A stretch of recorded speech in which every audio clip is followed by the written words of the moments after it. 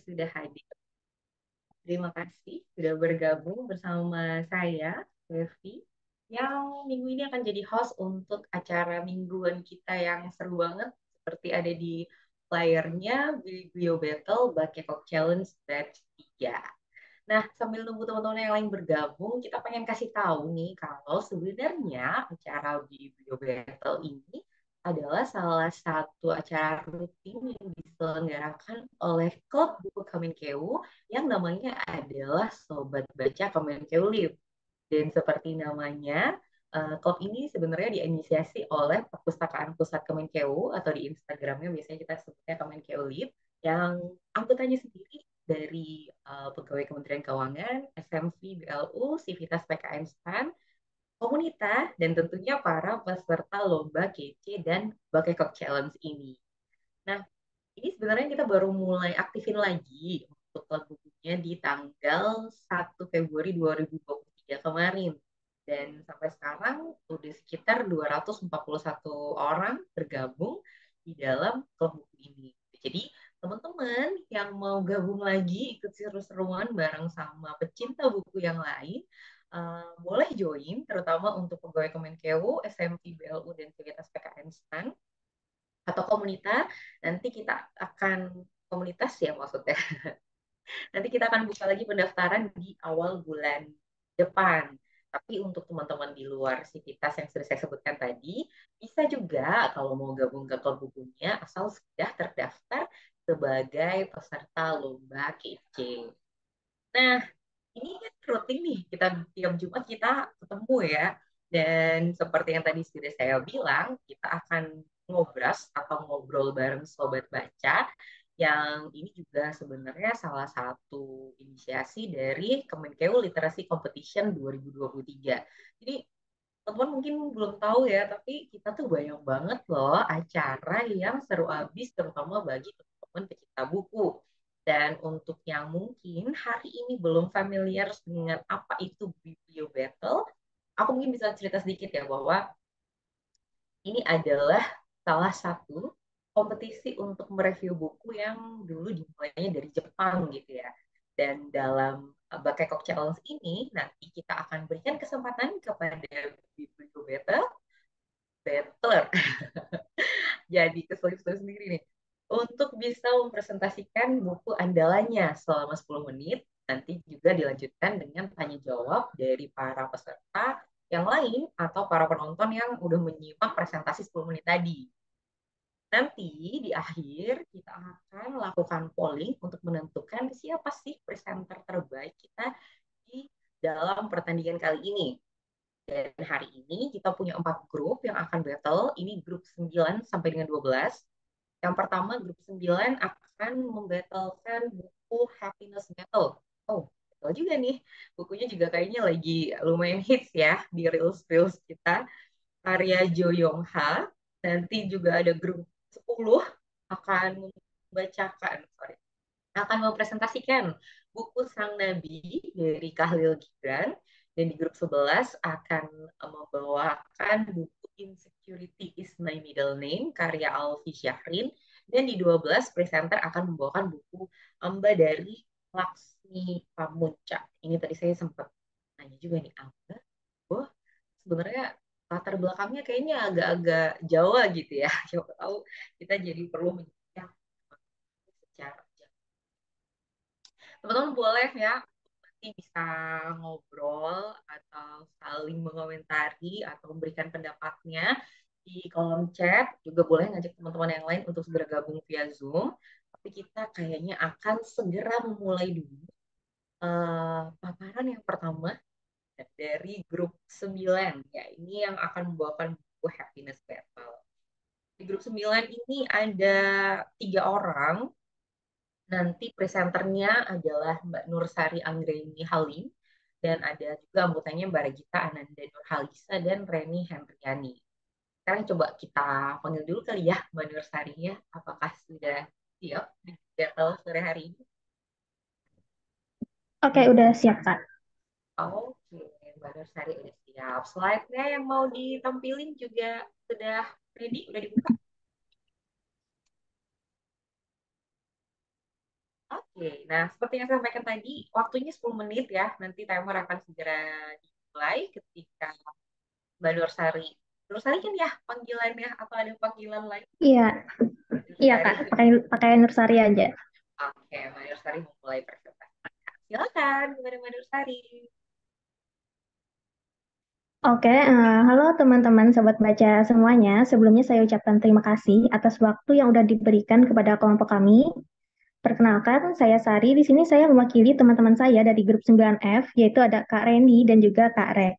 Untuk mempresentasikan resensi dari sebuah novel misteri thriller yang menurut kami benar-benar luar biasa banget dan layak untuk dijadikan sebuah pembelajaran hidup apalagi di media sosial. Novel tersebut adalah Happiness Battle, sebuah novel terjemahan yang ditulis oleh Ju Yong Ha dan diterbitkan oleh Gramedia Pustaka Utama pada tahun 2022. Novel ini pertama kali diterbitkan pada tahun 2020 dalam bahasa Korea dan berhasil memenangkan kontes penulis Korean thriller. Sesuai dengan judulnya yang berarti perang kebahagiaan dalam bahasa Indonesia, novel ini mengisahkan tentang perang kebahagiaan di media sosial yang terjadi antara beberapa ibu di TK International Heritage. Kami sendiri memilih novel ini karena ketika melihat covernya itu sepertinya sangat misterius, sehingga benar-benar membuat kami penasaran dengan isi ceritanya. Dan ternyata cerita dari novel ini benar-benar mengejutkan, dan isu yang ditawarkan pun juga benar-benar menarik perhatian kami. Selain itu juga banyak review yang bagus dari para bookstagrammer di Instagram mengenai novel ini, dan informasi buat kamu, kalau kamu suka nih nonton drama Korea, novel ini tuh sudah ada juga serial drama Koreanya. Jadi sebelum memutuskan untuk nonton dramanya, boleh banget nih untuk baca novelnya terlebih dulu. Selanjutnya, cerita di novel Happiness Battle ini berawal dari terjadinya pembunuhan terhadap sepasang suami istri di sebuah apartemen high prestige super mewah di Gangnam. Di dalam apartemen mewah yang berada di lantai 5 tersebut, banyak sekali darah yang berceceran ke sana kemari, dan sang istri yang bernama Oh Yujin ditemukan meninggal dunia dalam keadaan terkulai di balkon pagar apartemen tersebut. Dan ternyata sang suami yang bernama Kong Do Jun juga ada di apartemen tersebut, namun terdapat di kamarnya dalam keadaan ada pisau yang menusuk punggungnya. Dan mereka juga memiliki dua orang anak, yaitu ada Jiol dan juga Hayol, yang bersekolah di TK International Heritage yang saat itu sedang dititipkan di rumah orang tuanya Oh Yujin. Jadi hal ini tuh kayak udah terlihat seperti direncanakan. Jadi ini tuh sebenarnya percobaan bunuh diri ataukah ada orang yang memang membunuh mereka. Jadi itu adalah pertanyaan besar di novel ini. Singkat cerita, kabar tersebut sampai ke telinga sahabat Oh Yujin 17 tahun yang lalu, yaitu ada Miho dan juga Sekyung. Mereka berdua ini benar-benar terkejut sekali ketika mendengar kabar meninggalnya Oh Yujin ini. Bagaimana bisa Oh Yujin yang tinggal di sebuah apartemen mewah dengan keluarga yang terlihat bahagia, yang sudah dapat dipastikan dong bahwa kehidupannya juga amat sangat terjamin dan bahagia, kenapa jadi bisa memiliki keinginan untuk bunuh diri? Miho dan Sekyung pun akhirnya penasaran dengan kematian Oh Yujin ini karena sepertinya ada yang tidak beres nih. Mereka pun melakukan penyelidikan mulai dari pergi ke rumah duka dan di sana mereka semua terlihat sedih sama sekali. Sorry, di sana mereka tidak terlihat sedih sama sekali dan ada beberapa ibu yang berdandannya itu sangat mencolok sekali dan ternyata mereka adalah ibu-ibu dari TK International Heritage. Informasi yang mereka dapatkan adalah mereka bisa melihat bagaimana kehidupan Auyujin yang sebenarnya jika berkunjung ke laman media sosialnya. Dan dilihat dari media sosialnya ternyata kehidupan Auyujin ini adalah keluarga yang sangat bahagia dan penuh dengan kemewahan. Bahkan di siang hari, tepat pada hari kematiannya, ia masih sempat mengunggah foto yang menunjukkan kebahagiaannya dengan sang suami. Dan ada beberapa orang juga yang terlibat di sini. Ada Jong Ah, Neong, dan juga Jie yang merupakan ibu-ibu dari TK International Heritage. Dan masing-masing dari mereka ini memiliki masalah dengan Oh Yujin beberapa hari sebelum Oh Yujin meninggal dan itu membuat mereka itu jadi kayak layak untuk dicurigai. Selanjutnya, selama penyelidikan yang dilakukan oleh Miho, banyak sekali kebohongan-kebohongan yang ditemuinya. Dan sepertinya ini semua akibat trauma 17 tahun yang lalu atau adakah hal lain yang mempengaruhi kematian Oh Yujin ini? Trauma 17 tahun yang lalu itu juga melibatkan Minho dan juga Sekyong dan ada isu mengenai pelecehan seksual yang kasusnya tidak terselesaikan dengan baik sehingga mengakibatkan orang lain yang tidak bersalah bunuh diri. Jadi semakin mengikuti kasus ini, pembaca akan semakin terbawa emosi, marah, dan mereka akan ikut menerka-nerka nih apa sih yang sebenarnya terjadi. Dan ada satu hal yang diincar dari semua tokoh di novel ini, yaitu adalah sebuah USB hitam yang dimiliki oleh Oh Yujin. Apa sih yang akan kita dapatkan dari novel ini? Banyak sekali hal yang dapat kita pelajari dari novel ini, terutama bagaimana cara kita bersikap dan berusaha untuk hidup sebagaimana adanya di media sosial. Karena kebahagiaan itu nggak melulu memerlukan pengakuan dari orang lain. Kita tidak bisa bahagia hanya melalui media sosial. Kebahagiaan yang sebenarnya itu bisa kita dapatkan dari diri kita sendiri dengan menghargai dan menerima setiap kekurangan yang ada pada diri kita dan yang pasti kita ketahui bahwa kemewahan belum tentu membawa kebahagiaan. Karena hal yang kita ketahui sampai saat ini adalah dengan melihat akun media sosial seseorang, kita bisa menebak seperti apa orang itu. Tapi siapa sih sebenarnya yang tahu kenyataan sebenarnya? Karena setiap orang memiliki pendapatnya sendiri dalam mendefinisikan kebahagiaan dalam hidupnya. Sebagian orang beranggapan bahwa kebahagiaan itu berasal dari ketenaran, kekayaan, bahkan kesehatan. Tapi di zaman yang sudah canggih seperti sekarang, kata kebahagiaan sepertinya sudah semakin mengalami pergeseran. Dan tidak sedikit orang yang bahkan mengunggah kebahagiaannya di media sosial. Tujuannya pun beragam. Ada yang menjadikannya sebagai ajang pamer atau bahkan sebagai cara untuk menutupi rahasia besar. Karena pandangan masyarakat terhadap kita yang selalu sempurna, dikarenakan kita selalu memamerkan kebahagiaan di media sosial, maka sedikit saja kita membuat kesalahan, bakalan hancur dah semuanya. Kita akan dapat hujatan, berbagai kritikan yang tajam, dan yang lainnya. Namun pada akhirnya, mereka semua ya akan masa bodoh aja dengan kehancuran diri yang kita alami. Selain itu, melalui novel ini kita juga mengetahui sisi kelam kehidupan di Korea Selatan, yang mana kehidupannya amat sangat kompetitif dengan tekanan sosial yang tinggi. Tapi di negara lain atau bahkan di Indonesia pun perang kebahagiaan itu juga sering terjadi, termasuk di sekitar kita. Atau mungkin kita sendiri juga salah satu atau kita sendiri juga termasuk salah satu orang yang melakukan perang kebahagiaan tersebut. Berikut ini adalah beberapa kutipan dari novel Happiness Battle.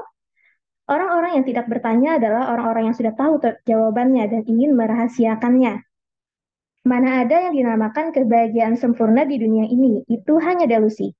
Manusia adalah makhluk yang lebih dekat dengan kesedihan daripada kebahagiaan. Menurut kami, novel ini dapat dibaca dengan nyaman karena diterjemahkan dengan kalimat yang sederhana, sehingga pembaca dapat dengan mudah menangkap maksud dari setiap kalimat yang ada di novel ini. Karena biasanya ada beberapa novel yang terjemahannya tuh kurang nyaman dan menyulitkan pembaca untuk memahami maksud dari isi novel tersebut. Selain itu, karakter setiap tokohnya juga dideskripsikan dengan sangat jelas dan meskipun alur ceritanya itu maju mundur, pembaca dapat dengan mudah menangkap isi cerita dan ceritanya benar-benar membuat penasaran.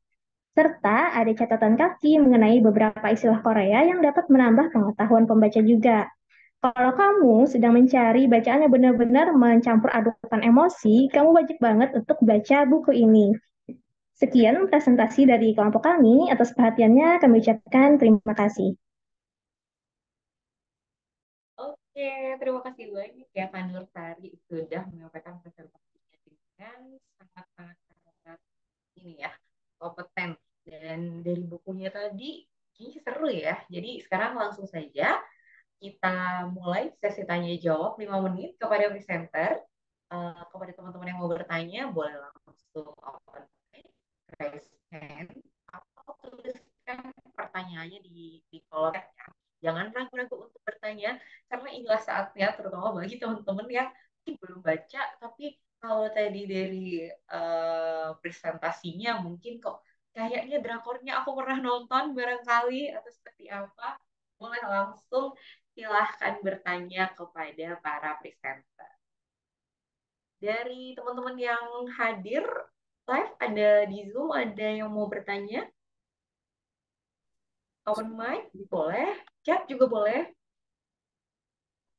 Oke, sambil nunggu teman-teman mengumpulkan pertanyaannya. Ini kita coba tanya dulu ke presenternya. Berarti sebenarnya adalah fiksi gitu.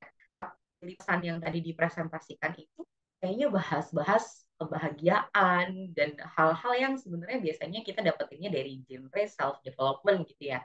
Kalau dari teman-teman yang ada di grup 9 ini melihat konten dari buku ini sebenarnya gimana sih? Dia lebih enak dinikmati sebagai pure fiksi yang kemudian banyak pesan moralnya atau berat pesan moralnya atau memang sebenarnya buku ini ringan banget kok tapi nyata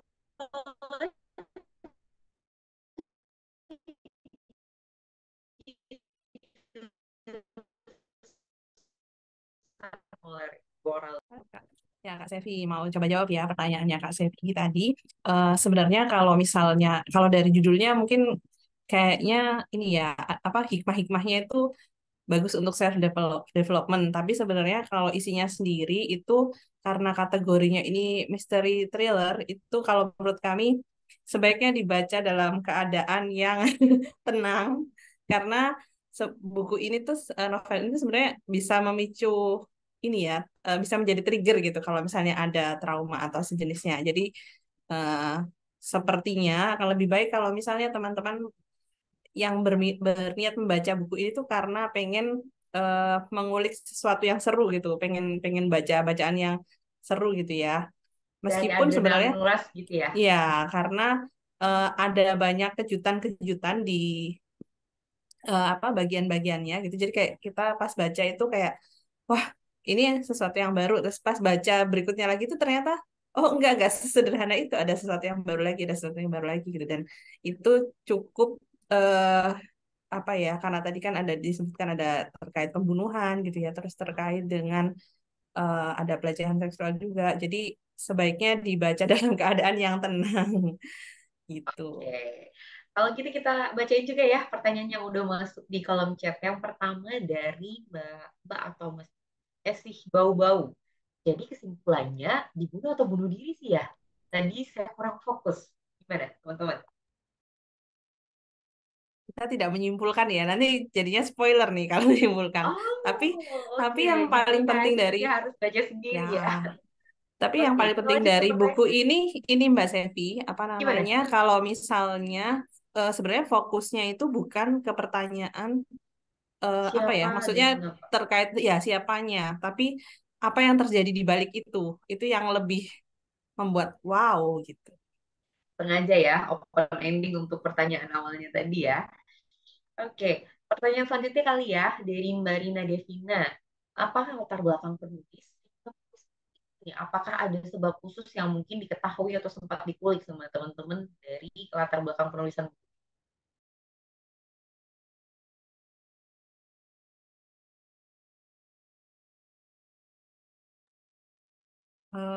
Nanti mungkin Kak Sari dan Kak Rek bisa menambahkan ya. Cuman kami nggak terlalu tahu sih karena nggak ada penjelasan lebih lanjut gitu ya tentang penulisnya gitu. Jadi memang Oke, tidak, kalau di buku saya tidak tahu di buku aslinya, tapi di buku terjemahannya tidak ada eh, banyak informasi terkait hal itu. oke. Kalau gitu kita bacain juga dari Rayanti Sari Dewi. Selama baca buku ini, kakak berhasil nggak menebak-nebak pelaku pembunuhan? Ini kan bukunya terjemahan. Menurut kakak, narasinya ini cukup menyenangkan nggak sih untuk diikuti? Dan mungkin sekalian sama pertanyaan dari Ayu Ratna, kira-kira pace ceritanya ini cepat atau lambat nih dari buku yang dipresentasikan?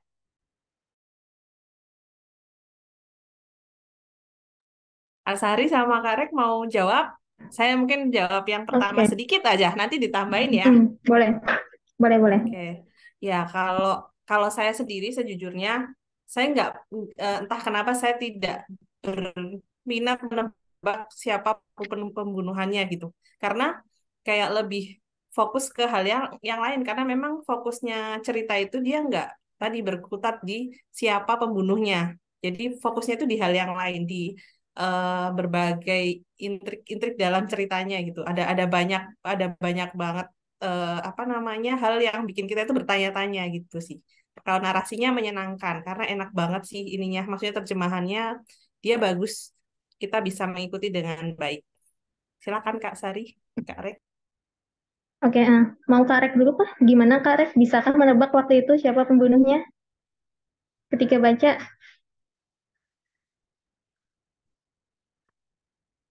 Masih mute Mbak Regita. Suaranya belum keluar nih. Nggak kedengaran Kak suaranya Kak?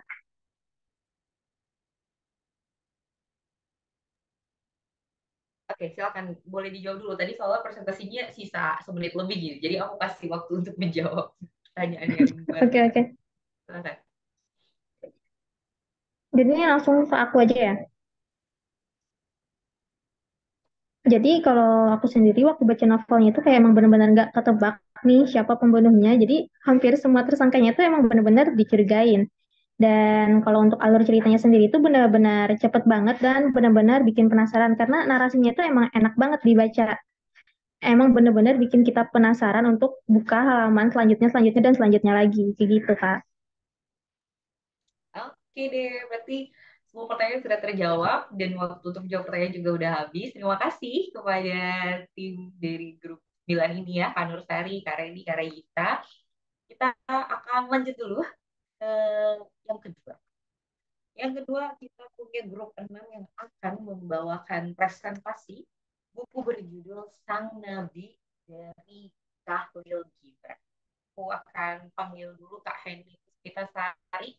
Kak Heni, apakah kamu sudah siap? Insya Allah siap.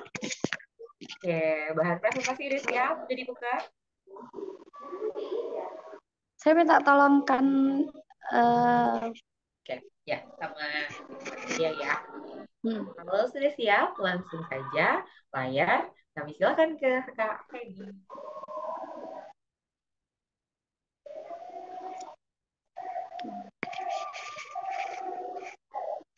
Ya, terima kasih. Assalamualaikum warahmatullahi wabarakatuh. Selamat sore semuanya.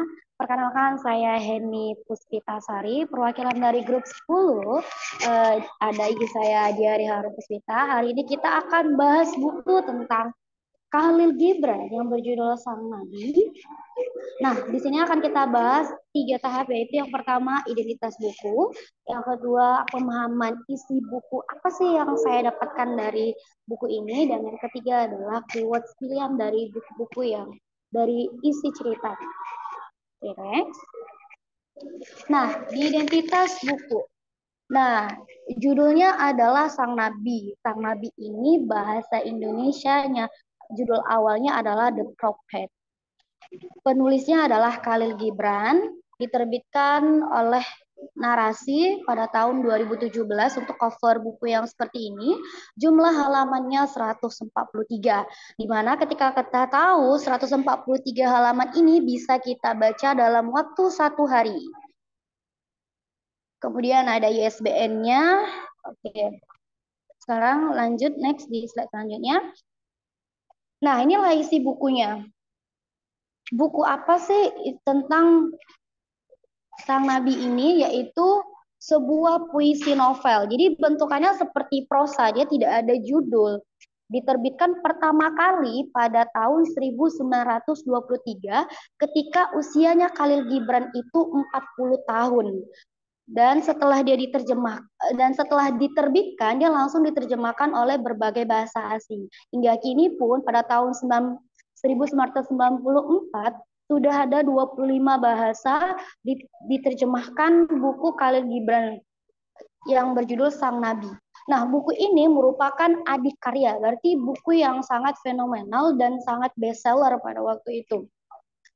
Walaupun dia di usia 40 tahun, dia membuat naskah ini selama 30 tahun. Dia sudah mempersiapkan selama 30 tahun dia hidup, itu mempersiapkan buku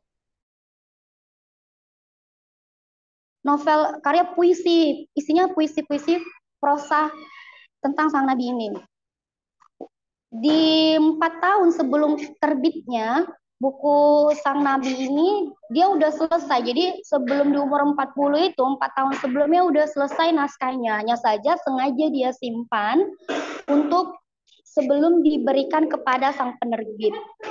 Nah, apa sih yang menjadi kenapa bukunya harus Sang Nabi, dan ketika itu saya berpikir kenapa sih harus Sang Nabi. Ternyata yang poin kedua adalah isi ini adalah sebuah bercerita tentang seorang yang bernama Mustafa, yaitu orang yang terpilih. Mustafa itu bahasa Arab, yang orang terpilih, yang merupakan seorang nabi itu. Dia ingin pergi ke Orpales untuk mengajar. Kemudian sebelum kepergiannya dia mengajari hakikat kehidupannya. Jadi sebelumnya si Mustafa ini, Al-Mustafa, dia sebagai dirinya Al-Mustafa ini sebenarnya dia itu berada di sebuah pulau terpencil selama 12 tahun untuk mengetahui hakikat kehidupannya. Dan di pulau inilah dia mengetahui tentang kehidupannya.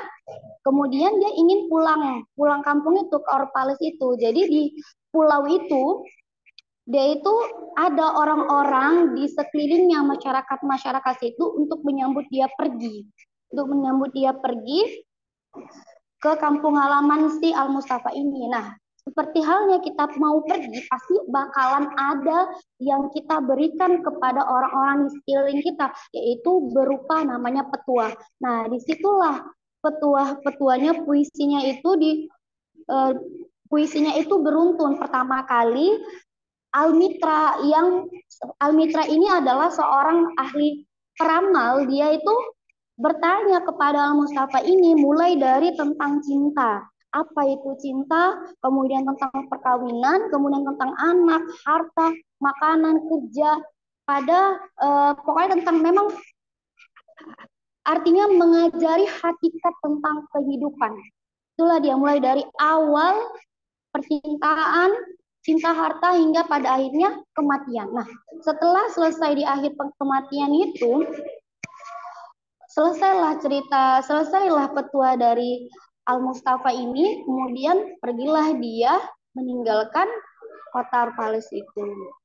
Nah, yang poin ketiga adalah buku ini memiliki gaya bahasa yang tinggi, tingkat kesusastraan yang tinggi. Makanya ada 3 poin penting, tiga sudut pandang. Yang pertama, bagaimana seorang penyair, seorang sastra itu menilai buku ini. Makanya kalau sekali kita baca, orang awam itu nggak paham. Jadi harus baca 2 kali. Seperti saya, kebetulan saya juga merupakan orang awam, baca jadi hingga 2 kali baru saya memahami bahwa sebenarnya dalam tingkat kesusastraannya, wah benar-benar bagus gitu.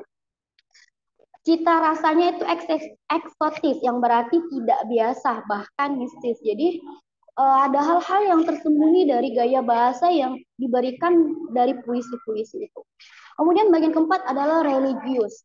Tapi ini bukan muslim, walaupun saya tertarik dengan judul Khalil Gibran ini karena dia bahasa Arab ya. Ternyata dia bukan muslim. Penamaan Khalil Gibran ini karena dia merupakan orang Arab. Justru di dalam buku ini netral dia. Pertama tentang agama Kristen, kemudian Buddha, kemudian ada juga Muslimnya. Jadi dia menggambarkannya tuh netral. Kemudian next di slide selanjutnya. Nah, inilah dia ada quotes yang terpilih yang bisa kita dapatkan ya. Menurut saya, walaupun sebenarnya banyak quotes-quotes yang sangat bisa kita berpikir ulang. Yang pertama, ketakutan ketika sumur penuh, bukankah itu dahaga yang tak mungkin terpuaskan? Nah, di situ memberikan sebuah pengertian bahwa ada manusia yang nggak puas dengan kehidupannya, ya kan? Nah, yang kedua ini adalah baik untuk memberi tatkala diminta, tapi lebih baik adalah memberi tanpa diminta karena kesadaran. Ini menggambarkan bagaimana sikap kita yang dermawan ya, dan kepekaan kita terhadap orang lain. Yang keempat, mengukurmu dari kegagalanmu adalah melemparkan kesalahan kepada musim-musim atas ketidaktetapannya. Jadi ya kalau gagal kenapa harus membuat kita harus tersiksa ya kan, karena juga ada musim-musim yang tidak tetap ya. Kemudian yang Keempat, bahwa yang tampak paling lemah dan membingungkan dalam dirimu adalah yang paling kuat dan sangat menentukan. Hati-hati nih dalam kehidupan kita. Kadang-kadang bilang ini kelemahan kita, tapi kita bisa gali lagi bahwasannya hal yang menjadi kelemahan kita itu adalah kekuatan kita gitu. Misalnya kayak perempuan itu kan kelemahannya adalah perasaan, tapi justru itu bisa menjadi kekuatan kita. Kemudian yang terakhir adalah sebab diri adalah samudra tanpa batas, ya, tanpa ukuran. Begitulah kita memahami orang.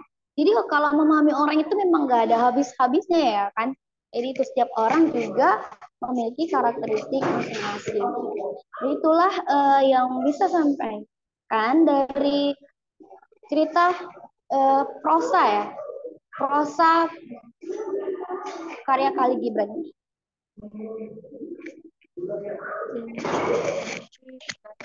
Visual untuk karya ini karena sudah memperkenalkan buku ini. Wow, dari saya. Jadi kira-kira adakah yang mau bertanya atau sudah sedang mengetik gitu dengan jari-jarinya? Kita akan punya waktu 5 menit untuk tanya jawab dengan Kak Henny tentang Nabi. Wow, tadi sih isinya filosofis banget ya.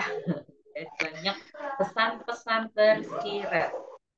Oke, adakah teman-teman yang mau tanya langsung? Ini kita baca dulu ya pertanyaan pertama yang ada di chat. Dari Kak Rina Devina. Bagaimana penilaian akan buku ini? Apa sih kelebihan dan kekurangan dari buku yang tadi sudah dipresentasikan? Kelebihannya adalah ketika pembaca itu memang beneran tahu apa dari isi buku itu. Memang benar-benar sangat penuh dia tentang hakikat kehidupan yang diuraikan oleh Sang Al-Mustafa tadi. Kelemahannya itu adalah kalau orang awam yang membacanya ini nggak bakalan paham. Harus baca lagi 2 kali. Gitu. Baru dia paham dari isi bukunya.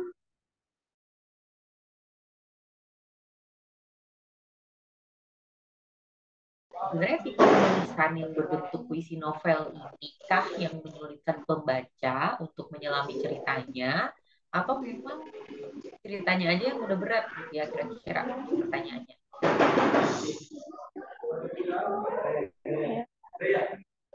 Kalau dari sisi ceritanya sebenarnya nggak berat, cuman dari segi bahasanya dia menyampaikan membuat kita itu memang harus berpikir. Jadi memahami dari sisi makna perkata. Sisi isi ceritanya nggak berat. Sisi ceritanya ringan, hanya syarat gaya penyampaiannya dibuat secara halus mungkin sama dia sehingga kita memang harus berpikir lagi dia maksudnya apa. Ada nggak ya gitu perbedaan antara kalau misalnya ini kan tadi disebutkan ditulis dalam bentuk puisi novel gitu ya. Ya misalnya kayak puisi-puisi yang mungkin ya kalau kita tahu puisi naratif yang macam Aan Mansur atau Chopin gitu kan dia sebenarnya narasi tapi cukup mudah gitu ya. Ada nggak sih Kak perbedaan di area itu dengan buku yang tadi sudah dipresentasikan? Ya, itu ada perbedaan ya, karena memang buku ini adalah buku karya prosa ya, berarti klasik. Memang dari zaman dulu itu, dia itu dari mulut ke mulut tidak ada judul. Jadi memang judul besarnya aja, tapi memang banyak isinya perbagian tanpa ada judul. Gitu. Oke, ternyata tadi di situ juga ya tantangannya ya. Teman-teman masih mau bertanya lagi nggak? Tahu nggak aku bertanya lagi? Oke, tadi sebenarnya menarik banget quote yang disebutkan adalah pesan-pesan tersirat gitu ya. Apakah pesan-pesan tersirat ini tuh ada di setiap potongan kisah di dalam bukunya atau justru ada di bagian-bagian mana nih? Akhirnya kah? Atau awalnya tuh benar-benar cerita doang, baru di akhir-akhir banyak quotes-quotes yang tadi disampaikan, atau itu harus kita pungut di sepanjang bukunya? Iya, jadi memang pungut di sepanjang bukunya, misalnya kayak tentang cinta, di tentang cinta itu, atau misalnya tentang pekerjaan gitu. Misalnya kalau pekerjaannya kita itu nggak bahagia, lebih baik nggak usah kerja, mendingan kamu berada di kuil kemudian meminta orang-orang gitu. Kalau misalnya kita bekerja nggak bahagia, sampai segitunya dia bilang ke kita kalau misalnya kalau seandainya kita kerja nggak bahagia gitu, kita kerja secara terpaksa. Oke, berarti harus Jadi diunut ya. memang banyak ya ini. Kalau setelah saya rangkum, ternyata ada sampai 26 pembahasan dari awal sampai akhir. Gitu lengkapnya. Oh, Dari banyak seperti sekali. manusia dari lahir dibuat itu dari cinta yang pertama sampai dia kematian. Ada juga bahas tentang undang-undang, pokoknya tentang harta, anak dan lain-lain. Oke, kalau gitu kita coba ke pertanyaan selanjutnya dari Kak Sasa. Kak, kan tadi tuh katanya nggak spesifik ke agama tertentu ya. Tapi kenapa judulnya Sang Nabi ya? Kira-kira itu kita bisa temukan nggak jawabannya di dalam? Ah iya, jadi sebenarnya saya berpikir lagi tuh, kenapa ya sang Nabi? Dari awal ternyata udah dibilangkan, sebelum kepergian si Al-Mustafa ini, pertama kali yang bertanya dengan dia itu adalah seorang peramal yang namanya Al-Mitra. Jadi Al-Mitra ini dia bilang, ya sang nabi dia pertama bilang kayak gitu ke sama si Al Mustafa ini gitu. Jadi dia menganggapkan bahwa si Al Mustafa ini adalah orang yang memberikan sebuah petua kebajikan kepada orang banyak. Jadi memang benar-benar sebelum kebajikannya ada banyak, ada ahli ada ahli agama, ya ada pendeta, ada yang di kuil Buddha itu ada. Jadi beragam orang ada di situ. Makanya dia agamanya nggak spesifik. Muslimnya juga ada tapi nggak banyak ya, sedikit ya. Muslimnya nggak banyak tapi lebih kental ke ajaran yang pertama kali ke Kristen, yang kedua, yang terakhirnya barulah ke Buddha, ke Buddhis gitu. Makanya sampai ada pembahasan kuil ini. Oke, jadi ternyata ada di dalam bukunya sebutannya Sang Nabi eksplisit, tapi yang lain harus digali lagi ya. Seperti yang tadi Kak Heni bilang, kita harus tahu juga, oh ternyata ini nuansanya Kristiani, ini nuansanya Buddhis.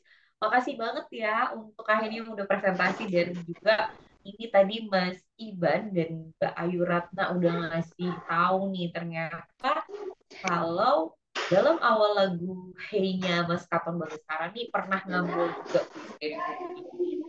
Dan Teh Ayu tadi bilang kalau buku ini mengingatkan sama 40 Rules of Love-nya Elif Shafar. Ya, barangkali nih teman-teman bibliovers yang mau coba buku klasik penuh makna, boleh ya. Makasih ya Kak Heni ya atas presentasi dan tanya jawabnya. Dan teman-teman yang sudah memberikan pertanyaan. Jangan berhenti dulu memberikan pertanyaan karena ini baru grup kedua. Kita akan lanjutkan grup ketiga, yakni grup 11 kan, yang akan mempresentasikan buku berjudul Insecurity is My Middle Name, karya Alfi Syahrin. Ini juga lagi hits ya kayaknya bukunya ya. Dan kita punya presenter Mbak Salsabila Ramadan bersama dengan anggota grupnya Marisda Adinda Hidayanti dan Mas M. Taufan Darmawan. Mbak Salsabila, are you there? Ya, Eh, Hedi Pak. izin, Oh ya, ya, gimana? apa udah kedengaran, Mbak, suara saya? Oke. Ya. Sudah terdengar suaranya, sudah merdu. Presentasi udah siap. Langsung aja ya. Kita Udah. mulai. Oke, makasih, Mbak. Perkenalkan sebelumnya, nama saya Salsabila Rahmadani, biasa dipanggil Asya. Saya dari kelompok 11, di mana anggota lainnya itu ada Kak Taufan dan Kak Dinda. Nah, untuk awal ini, yang presentasi saya nanti untuk bab 4 dan 5 dilanjut oleh Kak Taufan, insya Allah.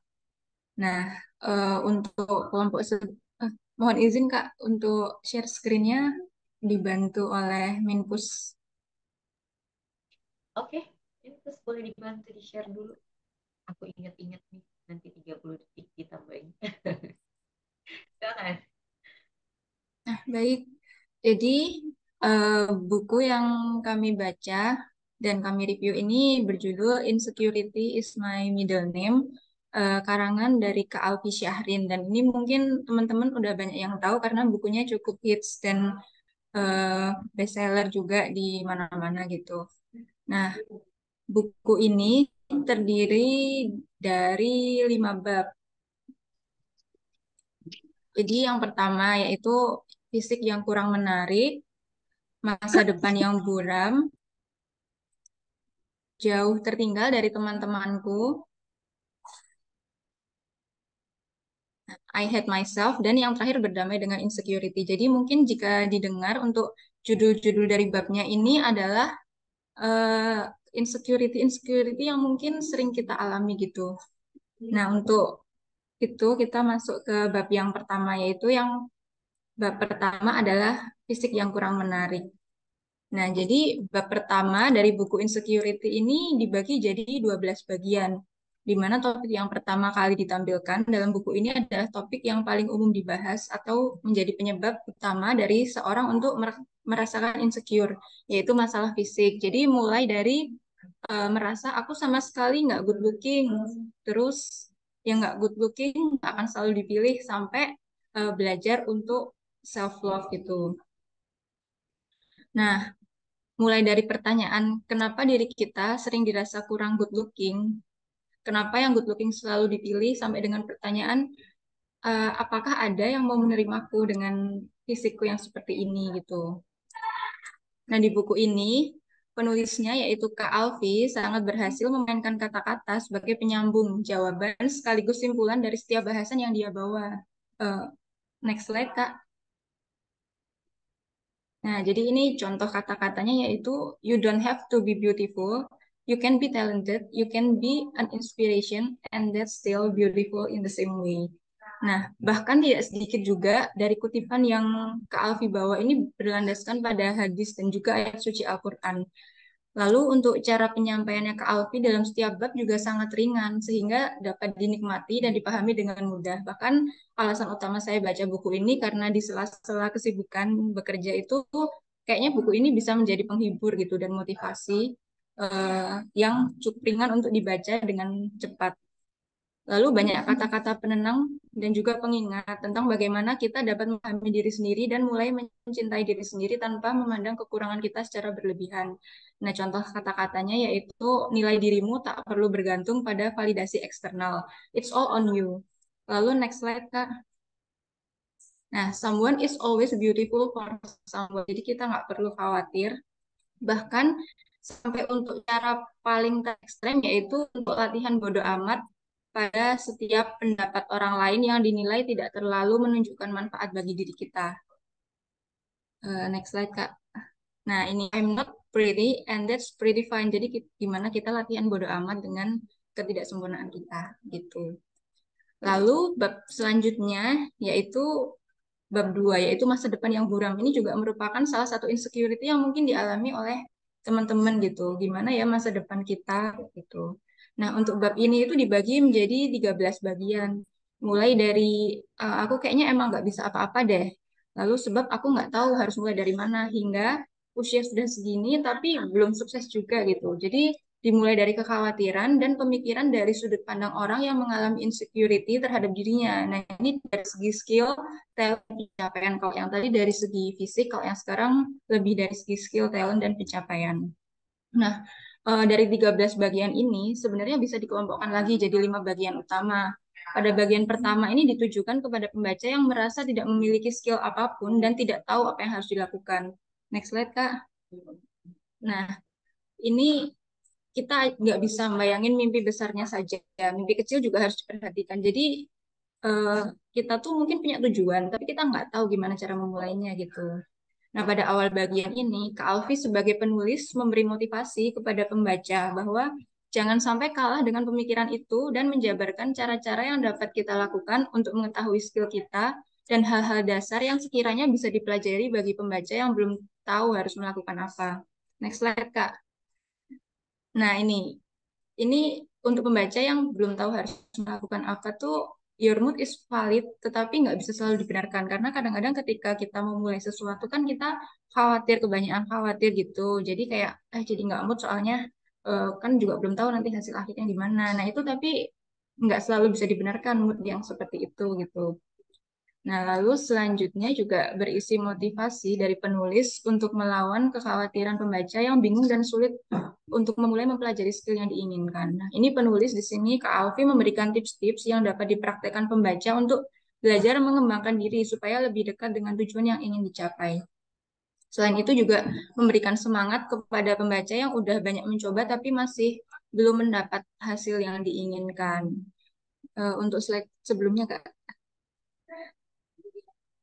Nah, jadi ini nggak ada mimpi yang eh, jadi buku ini juga memiliki pendekatan Islam dalam memberi motivasi kepada pembaca. Sehingga pada salah satu bagian pun disebutkan bahwa ketika kita tidak tahu apa tujuan dan cita-cita kita, dan apabila kita sudah banyak mencoba tapi masih sering gagal, maka buatlah akhirat menjadi tujuan hidup dan cita-citamu. Karena seringkali kita lupa menjadikan akhirat sebagai prioritas tujuan hidup. Nah, di sini Kak Alfi bilang, nggak ada mimpi setinggi masuk surga, perjuangkan masuk surga. Karena seringkali kita lupa memprioritaskan untuk tujuan akhirat itu. Nah, pada bagian ketiga ini membahas mengenai seorang anak yang memiliki kekhawatiran tidak dapat membahagiakan kedua orang tuanya jika belum sukses. Nah, dalam hal ini Kak Alfi memberikan ketenangan kepada pembaca bahwa bagi mayoritas orang tua mungkin melihat anaknya sehat dan tidak membuat masalah aja udah merupakan kebahagiaan. Jadi perlu juga kita menunjukkan usaha yang telah kita lakukan untuk mencapai kesuksesan dan meminta doa restu orang tua agar mereka tenang. Nah, ini pembagian orang tua itu pun nggak cuma lewat materi gitu. Nah, terus untuk penutup dari bab 2 ini mengenai motivasi untuk tidak terlalu khawatir dengan usia yang bertambah namun belum memiliki pencapaian dan juga bagaimana menghadapi omongan orang yang menambah rasa insecure kita. Nah, kita perlu lebih sayang kepada diri kita sendiri dengan tidak menyiksa pikiran dengan terlalu memikirkan hal-hal yang negatif. Lalu selanjutnya itu bab 3, yaitu insecurity mengenai jauh tertinggal dari teman-temanku. Nah, bab 3 ini terdiri dari 11 subbab seputar insecurity terhadap pencapaian orang lain. Dan garis besar insecurity yang dibahas dalam bagian ini adalah membanding-bandingkan diri dengan orang lain. Seperti iri dengan teman-teman, merasa teman-teman lebih sukses, lebih menarik, lebih pintar, merasa diri sangat bodoh, merasa gagal, insecure dengan candaan teman, bahkan perihal pernikahan. Hingga penulis di sini menyampaikan bahwa tidak harus menjadi besar menurut orang-orang, terlebih dahulu untuk bisa sukses. Jadi kita tidak perlu mengikuti standar dari orang-orang gitu. Lalu mengenai perbandingan diri juga, seharusnya yang kita bandingkan itu adalah diri kita dengan diri kita yang kemarin. Dan diri kita yang sekarang itu harus lebih baik dari diri kita yang kemarin, bukannya membandingkan diri dengan orang lain gitu. Nah, di bab ini itu banyak mengajarkan, memberikan arti, dan menoreh makna. Bahwasannya kompetisi yang harus kita menangkan adalah melawan diri kita sebelumnya. Berjuang untuk menjadi lebih baik dengan sepenuh kemampuan yang kita punya, bukannya terobsesi menjadi pemenang kompetisi dengan teman-teman kita. Karena kita memang dari awal punya garis start yang berbeda, dan kita tuh pun nggak tahu berapa lama mereka berjuang dan bersusah payah, hingga apa saja yang telah mereka korbankan untuk mendapat apa yang mereka capai saat ini gitu. Next slide, Kak. Nah, ini jadi kamu tuh nggak harus jadi pemenang di semua kompetisi itu. Nggak semua kompetisi harus kita menangkan, tapi perlu kita perjuangkan dan sebisa kita. Jadi eh, usaha orang-orang pun beda, limit orang-orang pun juga beda gitu. Jadi apapun yang sedang kita perjuangkan sekarang, teruslah berjuang demi diri sendiri, bukan karena apa kata orang dan bukan karena harus lebih dari orang lain, apalagi karena takut ketinggalan. Ini yang sering kejadian di kita kan. Next slide, Kak. Nah, ini. Jadi kata Kak Alfi Syahrin, I want you to keep trying even though you don't want to try. Because I'm rooting for you. Because we need more good people like you in this world. Jadi Kak Alfi Syahrin ini percaya bahwa setiap pembacanya adalah good people. Jadi Kak Alfi Syahrin menyemangati kita semua yang membaca buku ini karena dunia ini butuh lebih banyak orang baik. Terima Jadi kasih untuk uh, penjelasannya Kak Asya. 10 menit waktunya udah oh habis. udah selesai waktunya ya Kak Kak. Selvi mungkin Iya. bisa ditambahkan karena tadi ada kesalahan teknis. Oke, 1 menit berarti ya, kita Kak. kasih berapa nih? 30 detik ya tadi ya? 1 menit, Kak. Oh, 1 menit. Oke, silakan. 1 menit terakhir Oh buat iya. Kak Asya. Lalu ketika kita ini yang mungkin bagi orang teman-teman yang seumuran, mungkin yang udah usia 20 atau mungkin ada yang 30, kita banyak insecure juga mengenai pernikahan gitu. Buku ini mengingatkan kita tentang bahwasannya menikah itu bukan tujuan hidup. Tujuan hidup kita sebagai manusia bahkan lebih mulia dan agung yaitu beribadah. Menikah hanyalah salah satu dari sekian fase kehidupan. Next slide, Kak. Nah, hal-hal yang baik itu butuh waktu. Jadi, segala sesuatu itu butuh waktu. Hidup tidak akan menyenangkan menganggap itu sebagai perlombaan dengan orang lain, apalagi sampai membuat kita insecure. Kita punya timeline kita masing-masing, jadi don't hurry, don't worry.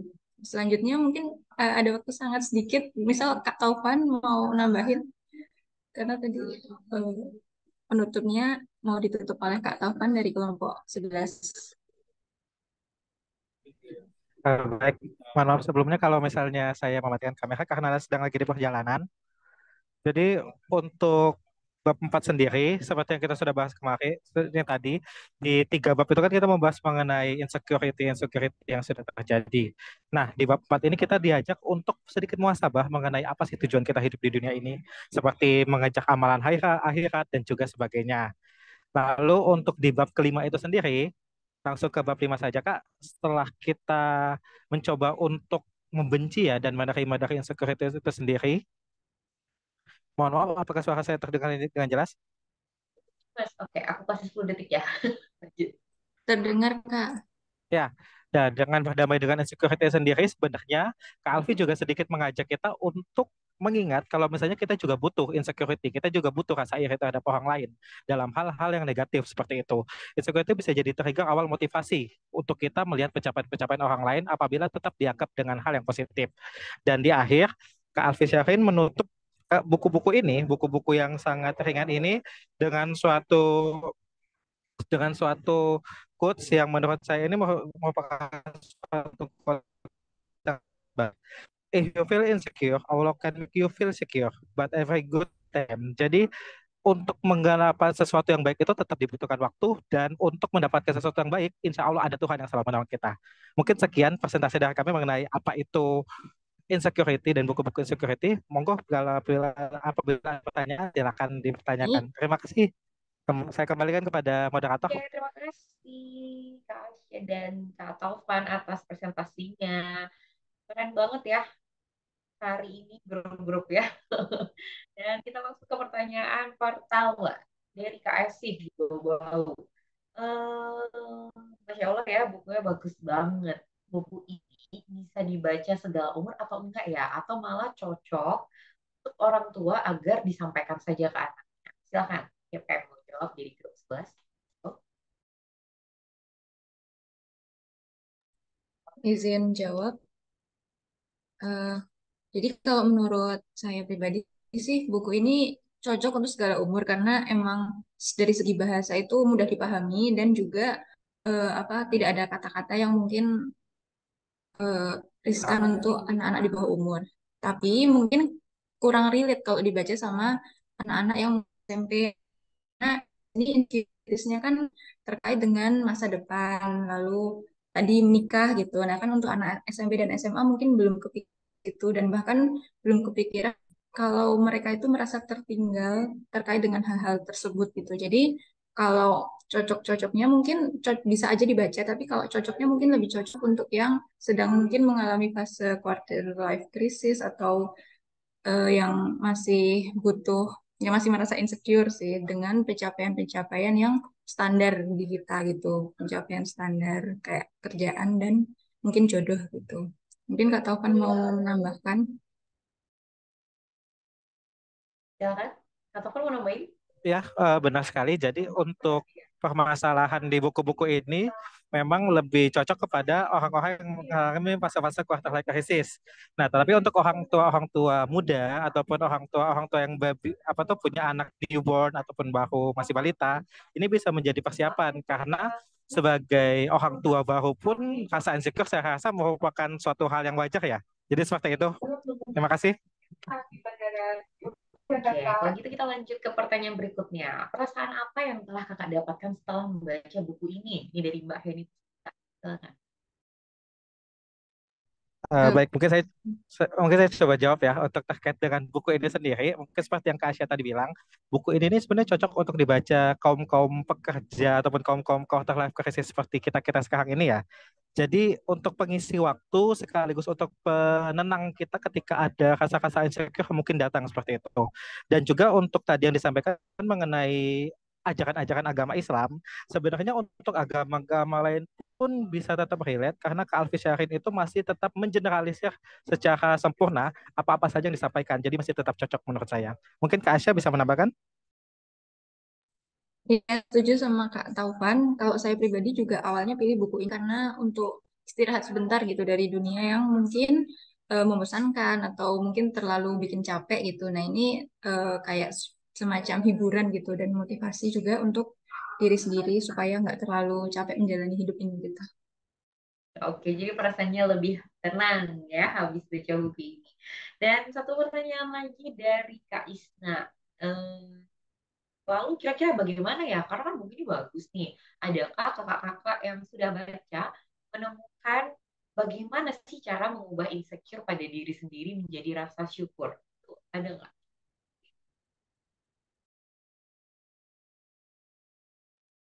Eh, jadi Jadi kalau dari saya setelah baca buku ini, eh, karena tadi apa namanya Kak Alfi Syahrin pun di buku itu percaya kalau kita orang baik gitu. Jadi dia di buku itu pun memberikan motivasi dan memberikan dukungan juga. Jadi kita jangan merasa kalau kita tuh sendirian insecure-nya gitu. Jadi kita dengan memikirkan kalau ada orang yang mendukung kita aja tuh udah bisa bikin bersyukur mungkin seperti itu.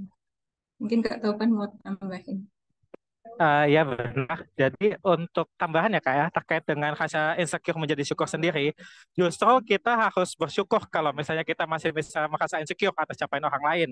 Karena dengan merasa iri dalam hal tanda negatif tersebut, kita akhirnya masih mempunyai keinginan untuk menjadi maju dan keinginan untuk bisa lebih baik daripada diri kita yang dari hari kemarin. Seperti itu. Oke, tadi ada yang raise hand. Silakan Kak Yuyun mau menanyakan pertanyaan terakhir. Apakah masih ada Kak Yuyun?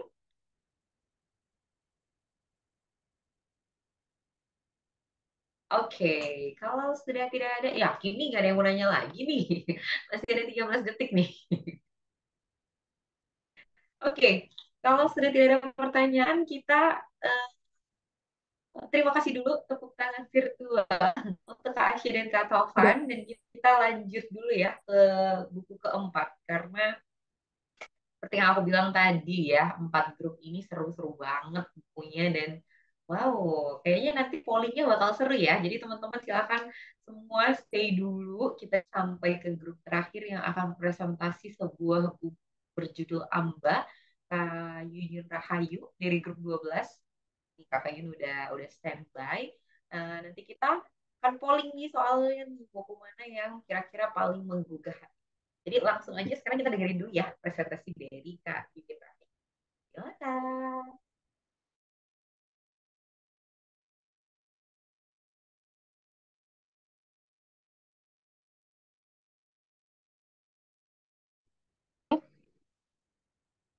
Suaranya udah masuk, Kak? Sudah terdengar suaranya. Bahannya udah siap dibuka? Ya, sebentar. Oke, ya sambil eh, teman panitia menyesuaikan dulu ya temponya. Silahkan di full screen. Bentar, Kak. Ini lagi apa? Oh ya. Oke, ya silakan. Halo, teman-teman semua. Di sini saya dari kelompok 12. Buku yang saya pilih di sini yaitu Amba, cerita romansa tahun 65. Untuk identitas dari buku ini sendiri, yaitu genrenya itu historical fiction ya. Salah satu genre yang akhir-akhir ini mungkin yang saya apa ya lagi antusias banget baca itu. Terus di novel ini disclaimer dulu ya, karena novel ini tuh ternyata 21 plus. Saya pas baca pas memulai baca itu nggak tahu kalau buku ini itu ternyata ada unsur dewasa secara ya tersirat maupun tersurat di novelnya sendiri. Buku ini judulnya Amba, yaitu historical fiction. Terus penulisnya itu adalah Laksmi Pamuncak. Tahun terbitnya itu tahun 2012 dan dengan jumlah halaman 577.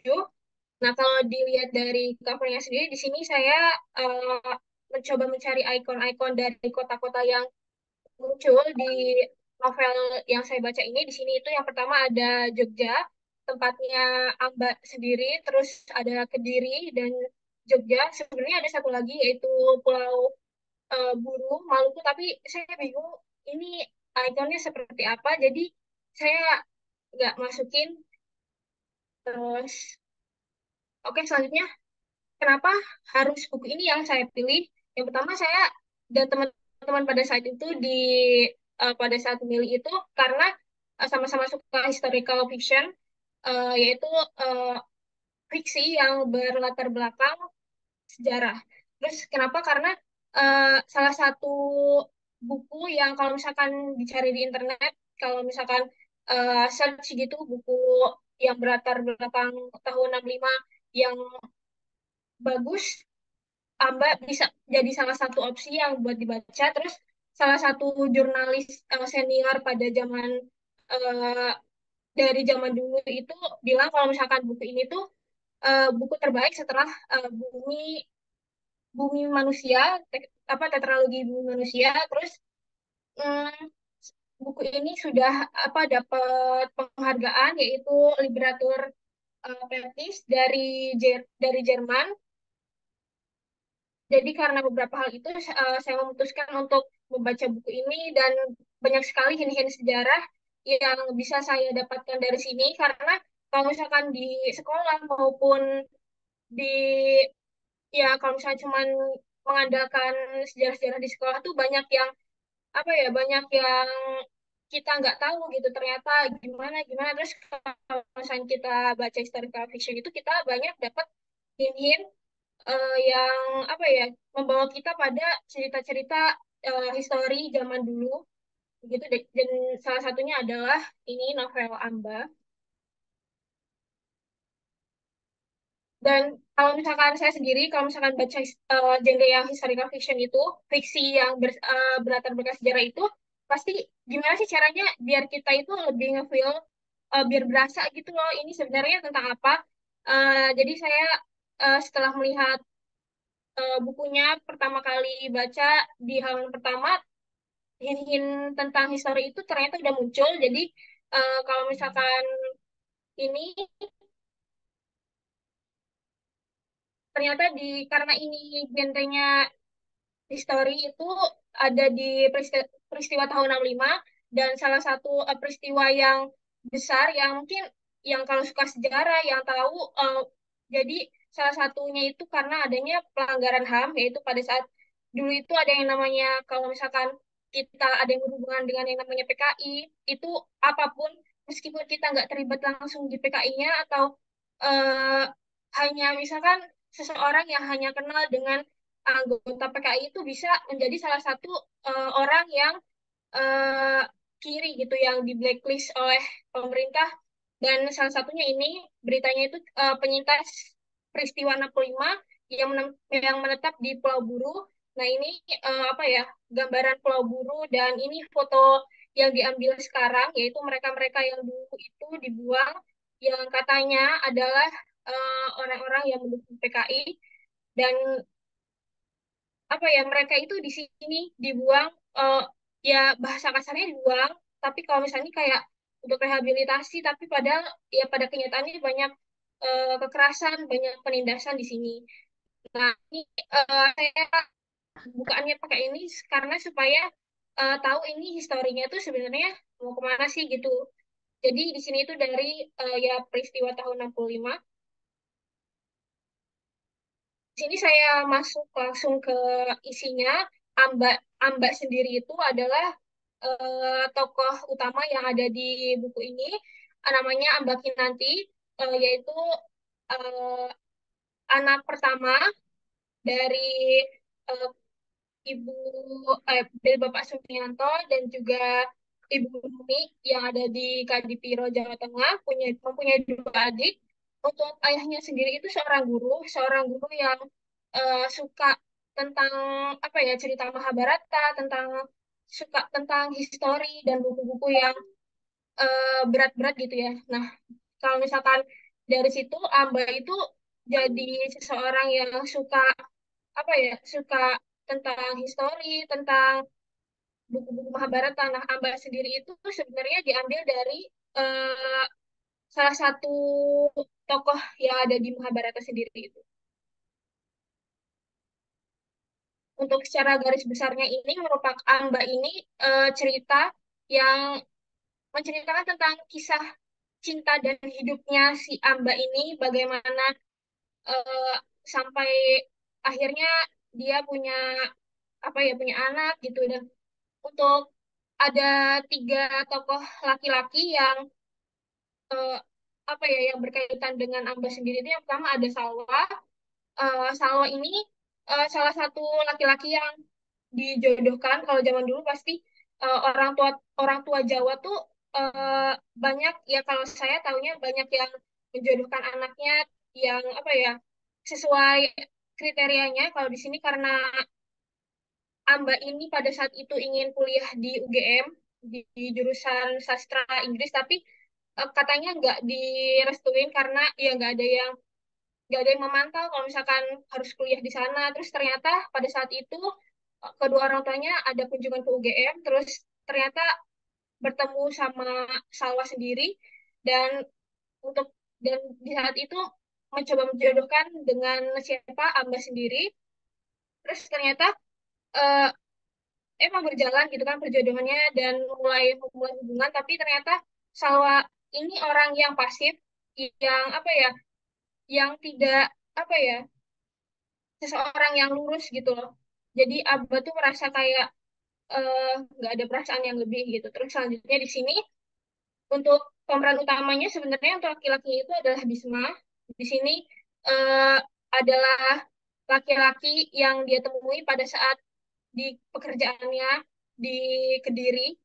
Terus tapi karena banyak situasi di tahun 65 itu, ternyata mereka eh, terpisah waktu itu karena Bisma ini dianggap sebagai eh, sayap kiri atau yang mendukung PKI, karena pada saat itu dekat sama penulis Lekra dan juga CGMI, yaitu konsentrasi gerakan mahasiswa, yaitu mereka-mereka yang berafiliasi dengan PKI. dan pada suatu saat pada suatu hari itu Bisma ditangkap di Yogyakarta, diburu militer karena dianggap sebagai salah satu dari PKI karena berdekatan dengan beberapa orang yang memang pro pada PKI.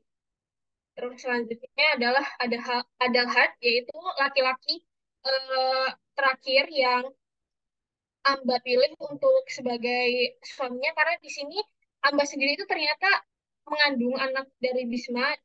Jadi dia pas sudah tidak ada hubungan dengan Bisma itu pergi ke Jakarta supaya, karena orientasi dari orang tuanya Amba itu mengedepankan agama. Jadi kalau misalkan dia balik ke rumahnya kayaknya kurang pas, jadi dia pergi ke Jakarta, ternyata bertemu dengan ada Hart yang merupakan gurunya.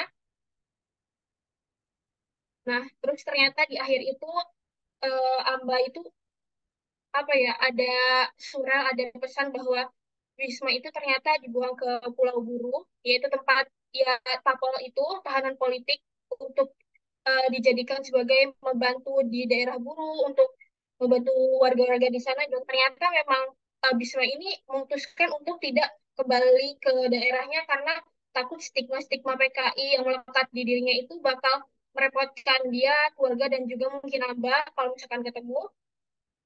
Terus dan juga kalau misalkan pengen cari eh, histori-histori mengenai tahun 65 tentang Pulau Buru, banyak kalau misalkan mau dicari di YouTube gitu. Jadi seperti itu, dan kekurangan dan kelebihannya di sini. Oke. Terima kasih ya Kak Yusuf atas presentasinya.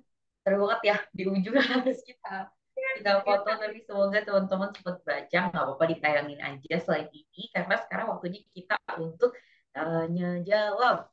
Siapa yang udah punya pertanyaan? Dan untuk buku yang dipresentasikan oleh Kak Yuni dari grup 12, boleh langsung tulis di kolom chat atau open mic atau raise hand. Boleh, silahkan. Ada yang mau nanya nggak nih? Ini bukunya seru banget loh. Ternyata genre-nya novel dengan latar belakang historis ya. Dan ternyata juga cukup banyak direferensi gitu ya di dunia kesusastraan dan penulisan karena sampai tadi diceritain udah sempat dituliskan dalam bahasa lain ya dan juga masuk ke dalam berita. Ini ada yang mau nanya dulu nggak nih kalau sambil nunggu? Oh, langsung ada pertanyaan. Terima kasih Karina yang udah nanya. Karina Devina menanyakan apa sih pesan moral dari buku ini? Gimana tuh Kak Yuyun? Silahkan langsung jawab.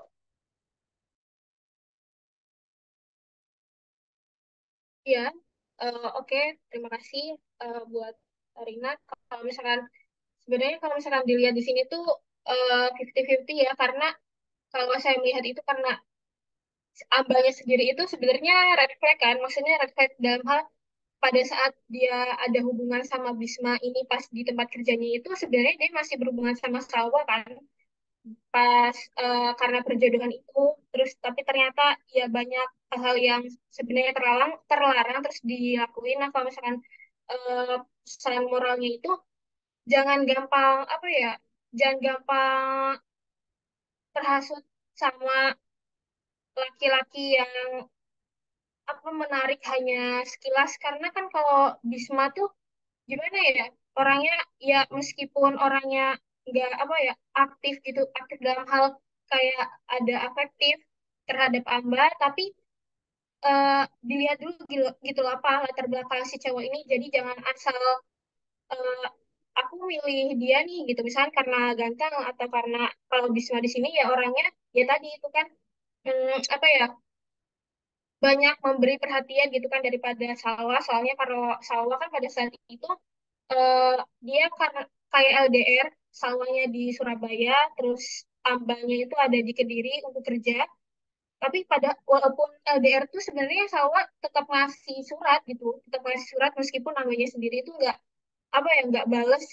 Jadi ya itu pesan mulai kalau misalnya kita sebagai cewek tuh kalau lihat laki-laki tuh ya dilihat dulu misalkan backgroundnya gitu kan, jangan langsung eh, jangan langsung iya iya aja gitu. Oke, itu tadi pesan moral yang didapat Kak Yuyun dari buku Amba. Ada lagi nggak yang mau bertanya? Dan sambil tunggu pertanyaan selanjutnya, mungkin kita kasih pertanyaan juga nih ke Kak Yuyun. Ini kan bukunya tuh sejarah gitu ya. Ini tipe yang gampang dibaca, enak dibaca gitu ya, sampai kayak non-stopper gitu. Atau harus kita jeda-jeda nih bacanya? Biar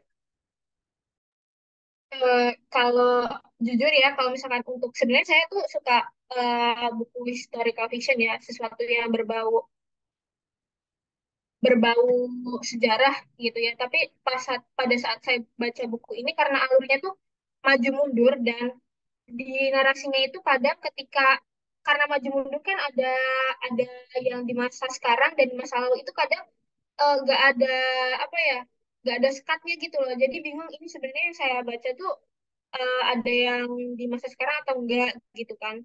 Terus apa ya, ada bahasa-bahasa yang bahasa daerah yang nggak ada apa ya, nggak ada translate-nya gitu, nggak ada terjemahnya. Jadi kita kadang harus stop dulu, harus nyari dulu, dan kadang tuh nggak nemu ya. Jadi mungkin bisa pakai translate gitu di bawahnya.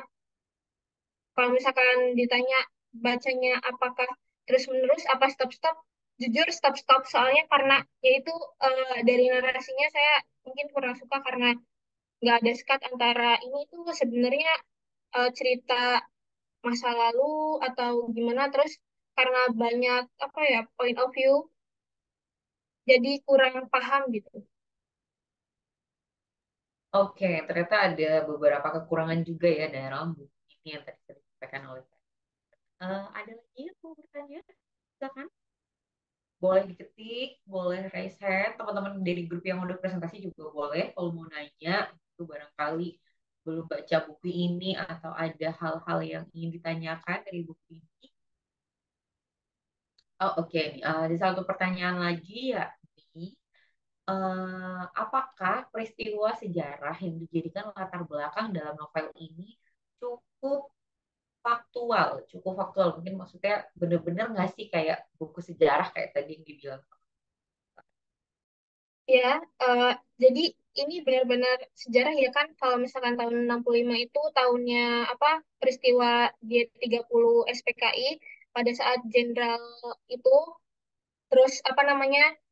Jadi mereka-mereka yang apa ya terindikasi kalau misalkan mereka pro terhadap PKI itu bakal apa ya bakal dicari, bakal ditahan, misal dibuang, dibunuh atau ya banyak hal. Jadi nggak nggak perlu si PKI-nya sendiri itu pasti dikejar, dicari, ditahan, terus nggak tahu apakah dibunuh atau dibuang, tapi yang menjadi salah satu pelanggaran HAM itu ya mereka-mereka yang sebenarnya nggak ada di PKI tapi dituduh PKI dan mereka itu nggak diadili tapi langsung kayak ditangkap terus misal dibuang atau dihilangkan gitu lah. Oke, berarti memang ada ya beberapa peristiwa yang mungkin memang faktual seperti kejadian sejarahnya. Yeay, terima kasih ya Kak Yuyun. Akhirnya kita empat grup sudah presentasi. Kita akan menuju ke satu yang sangat menegangkan. Karena kita akan segera memulai polling. Hai teman-teman semua, apakah sobat baca sudah menentukan pilihan kepada satu dari empat grup yang sudah mempresentasikan empat buku yang bau banget ya. Ternyata genre-nya macam-macam gitu ya. Ada yang tadi ya self development, ada yang novel sejarah, ada prosa puisi novel yang penuh dengan hikmah, dan tadi juga ada buku yang seru untuk dibaca karena genre-nya ini ada misteri-misterinya. Mungkin Kak Vita boleh sambil naikin pollingnya ya. Karena nih aku yakin dari teman-teman yang udah hadir sudah sebenarnya mungkin di dalam hatinya sudah punya pilihan-pilihan gitu. Siapa dari empat grup yang sudah presentasi yang akan jadi pemenang di dalam Bakekok Challenge minggu. Yuk, udah naik nih pollingnya. Teman-teman udah muncul belum di layarnya? Yuk, langsung yuk. Dijawab yuk. Aku tunggu sampai quorum dulu ya. Sampai banyak yang ngisi polling dulu ya. Kira-kira dari Happiness Battle tadi di grup 9 yang ada cerita misteri yang sudah diangkat jadi drama Korea. Ada Sang Nabi yang walaupun judulnya Sang Nabi tapi ternyata di dalamnya mengisi banyak hikmah dari berbagai agama. Kemudian juga Insecurity is My Middle Name. Tadi seru juga teman-teman banyak yang merasa relate dengan kisah-kisahnya. Dan yang terakhir tadi Kak Yuyun udah bawain buku Amba ya. Ini juga cukup menarik ya, novel sejarah. Karena kita tahu ya sekarang lagi cukup hits juga ya novel-novel ya. Mengambil tema atau latar belakang sejarah. Ayo diisi dulu yuk. Yuk teman-teman. Silahkan pollingnya diisi. David, sudah berapa yang diisi David? Baru 32 nih, 59%. Oke, 59%. Yuk kita tunggu sedikit lagi lah ya. 1 menit teman-teman silakan memilih 9, 10, 11, 12. Kalau kira-kira udah naik lagi, kabarin ya David ya. Siap-siap, 62%. Oke, yuk, yuk, yuk, yuk, yuk. Aku juga penasaran ya. Jadi, pemenang di sesi ini ya. Karena ini minggu lalu juga seru ya. Minggu lalu kita juga udah dapat minggu lalunya lagi. Dan minggu depan aku yakin juga pasti akan seru. Karena ini kita rutin adain setiap minggu. Jadi teman-teman, kalau Jumat sore nih sambil nunggu clock out, kita merapat aja ya. Dewi, karena kita ke buku lagi ada pakai cocktail. David, gimana pollingnya? Apakah kita 65% ya. ya udah Hitung ya mundur aja, sama. Kak. Ya, Oke, hitung sambil mundur. menunggu teh kita membuka menutup pollingnya, aku mau share beberapa informasi yang penting untuk kita ketahui bersama. Karena saat ini teman-teman dari Kemenkeu lagi bikin literasi competition yang namanya KC 2023 batch 5, yakni untuk ngadain perlombaan 7 minutes book club for self upscaling yang terbuka untuk umum. Ini sebenarnya udah dibuka di beberapa periode ya, dan untuk periode kelima ini kita ada dari tanggal 1 sampai 22 September 2023. Di situ kita sudah sebutkan ya link pendaftarannya di layar, teman-teman bisa langsung ke bit.ly/lomba vlog KC 2023 supaya nanti teman-teman yang punya akses ke e-perpus gitu ya. Terus di situ ada buku-buku yang judulnya menarik terkait dengan self development atau bisa dipakai untuk self upscaling. Teman-teman bisa boleh langsung mereview dan tadi Teh kita juga udah kasih linknya supaya kalau mau daftar atau lihat-lihat persyaratannya lebih lanjut bisa langsung ke tautan dan pendidikan. Selain itu, kenapa teman-teman harus ikut? Karena ya jelas ya, hadiahnya seru banget. Di bahan di bahan babah di babah penyisihan nanti teman-teman bisa berkesempatan untuk memperebutkan hadiah sertifikat elektronik dan voucher belanja buku 500.000. 500.000 loh guys, lumayan banget nggak sih kalau kita bisa dapat 5-4 buku gitu kan sebulan habis lah ya buat kan. Dan nanti dari babak-babak penyisihan tadi itu kita juga akan ada grand finalnya dan di grand final tentu hadiahnya lebih seru lagi karena juara satu bisa dapat voucher belanja buku atau hadiah senilai 3.500.000 rupiah, juara dua 2.500.000 dan juara tiga 1.500.000 rupiah. Banyak banget loh ini, kayaknya harus aku ikutan. Nanti kita lihat ya teman-teman yang kemarin dan mungkin belum ada gambaran gitu yang mau bikinnya seperti apa, bolehlah main ke YouTube-nya atau Instagramnya. Di situ ada beberapa contoh yang kemarin sudah mengikuti penyisihan di babak-babak sebelumnya. Dan ini yang juga kalaupun kita nggak menang, kita sudah have fun dan ikut berpartisipasi di GC 2023, teman-teman dapat gratis akses akun e-perpus Kemenkeu dan langsung auto jadi member Sobat Baca Kemenkeu Live. Apalagi kalau udah jadi member terus ikut pakai Kok Challenge yang berikutnya ya, karena ini acara rutin setiap Jumat dengan host yang ganti-ganti juga. Jadi tenang, nggak bosen. Dan bukunya juga tahu sendiri ya, setiap grup, 4 grup ini ya, bisa macam banget kayaknya.